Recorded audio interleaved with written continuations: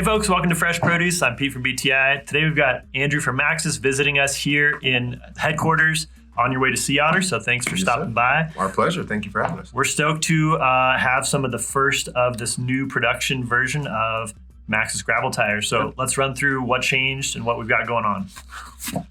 Well, first and foremost, the easy thing to show is the new PP cars, which are going to be fully recyclable material. So just something a little bit more environmentally sound. And then as you can see, we also have a new hot patch design, a little bit more sleeker look going with the silver.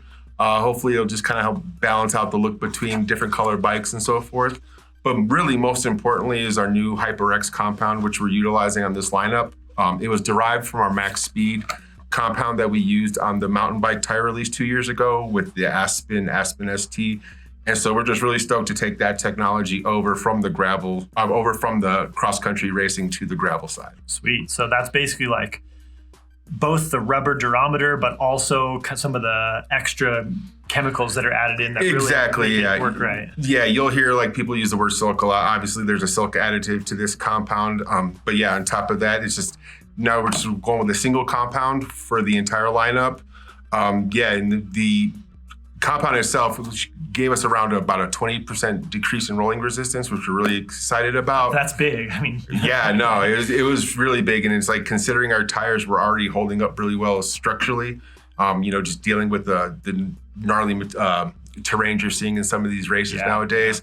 Just kind of like trying to find that balance between rolling resistance and tough carcass. It's really been great. Exactly. Yeah, we know you're not going to win if you're getting a flat in most cases. So absolutely, that's number one. But that's really like kind of the talking point on gravel tires, I think, is rolling resistance. So you've done it a bit with compound, and also you said a little update in the casing as well on these? Correct. Yeah, we're utilizing a new material for our casing, still 120 TPI, but it was a new nylon that our factory was able to source, and we've had great results with it. Actually, this will be the first product that does have that material, so I'm excited to maybe see that trickle over to some of the other disciplines as well from XC and so forth. Absolutely. So just to run through the lineup, the tread here really hasn't changed, so you will be familiar with that, but we've got the Receptor on the very fastest of tire. Correct. I mean, I think a lot of people can run this as like a winter training tire on the road. Yeah. You got Cinder on the road. This is going to be actually really helpful. Yep. It's basically smooth in the middle with some good knobs on the side. Moving up to the Reaver, I think my idea, this is probably bread and butter gravel tire for most folks riding fast gravel.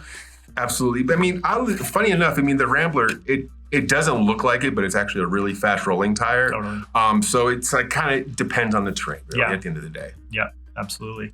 And then finally, we've got the Ravager as your most aggressive tread. I mean, this really looks like a mountain bike style side knob with just super fast center knob still. I would imagine really great braking traction on that too. Yeah, definitely. And like I was saying earlier, it's like, you're seeing, that fine line between mountain biking and gravel nowadays. And it's like, again, my thought process is always like trying to find that mixture of product. Like, so, maybe run a Rambler in the front and a Reaver in the rear. A lot of people who come from the road discipline over to gravel, that's not their thought process of running different treads. So it's like, that's something I definitely like to consider as well. It's like, depending where you're at, maybe you get away with a Rambler in the front and a Reaver in the rear, or a Reaver in the front and a Receptor in the rear, just to help decrease rolling resistance a little bit more. So Totally. That's great. And I think you're right. Something that gravel riders don't think about as much as like the mountain bike side. We always run different tires, front, rear, and mountain. And, it's not nearly as common on the road. So just need that minion gravel front and minion gravel rear. Yeah, there you go.